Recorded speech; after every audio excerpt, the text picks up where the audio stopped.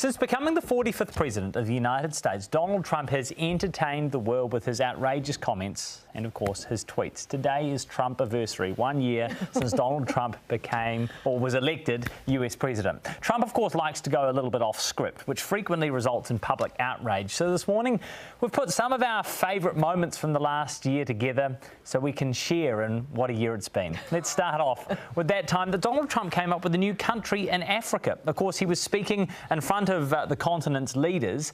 Not once, but twice did he get it wrong.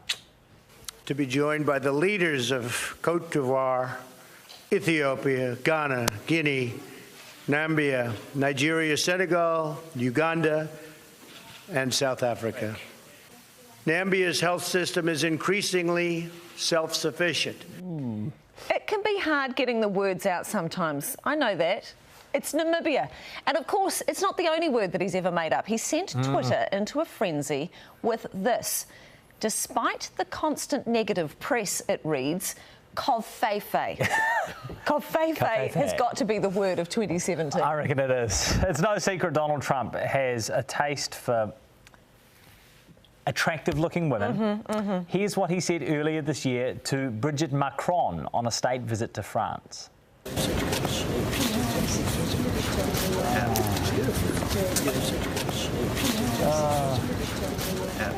You're in such good shape, he said. Beautiful. Don't say that. Yeah, well, and don't be saying it to Jacinda Ardern, because I tell you what, I reckon she'd have a pretty mean right hook. Yeah. There was also that time that he picked a fight with some of the biggest and toughest pro athletes in the US whose protest action saw them refuse to stand for the national anthem.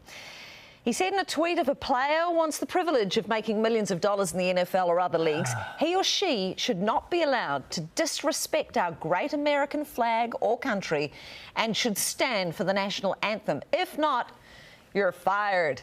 Find something else to do. Oh, dear. Oh, ouch. There was controversy over Donald Trump's comments regarding Puerto Rico when Puerto Rico was hit by Hurricane Maria a couple of months ago, leaving the entire island without power. But was it a real disaster?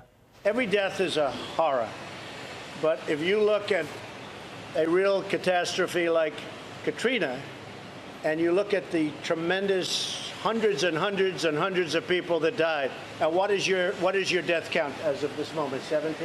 16 certified. 16 people certified. Yeah, it's not even bad, is it? Oh. A Florida congresswoman accused Trump of being insensitive when he told the widow of a US soldier he knew what he signed up for. The wife of LaDavid Johnson was not impressed. He said was... The president? Yes, the president said that he knew what he signed up for, but it hurts anyways. And it made me cry because I was very angry at the tone of his voice and how he said it. Like he couldn't remember my husband's name. The tone of your voice is important. Because actually, when this came out, this was one occasion where I thought it depends on the tone. If you deliver that sort of line with a caring, understanding tone, it wouldn't have been offensive. If I said to you, you know, I'm so sorry for your loss, I know he knew what he signed up for, but it doesn't make it any easier. Then that would be more I suspect he didn't deliver it like that. And if he forgot the soldier's name, that didn't help. Not good. Yeah. Let's not forget the time Donald Trump dropped this bombshell in the middle of the night, announcing his plans to ban transgender people from the US military with no real explanation. After consultation with my generals and military experts, please be advised the United States government will not accept or allow transgender individuals to serve in any military capacity in the US military. Our military must be focused on decisive and overwhelming victory and cannot be burdened with the tremendous medical costs and disruption that transgender in the military would entail. Thank you. That has been overturned. No, thank you. And don't forget about his deliberate provocation of North Korea. Who knows what'll happen there? He wrote, just heard the Foreign Minister of North Korea speak at the UN. If he echoes thoughts of little rocket man, Kim Jong-un, obviously, they won't be around much longer.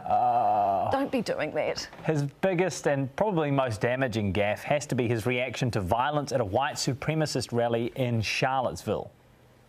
President, are you putting what you're calling the alt-left and white supremacists on the same moral plane?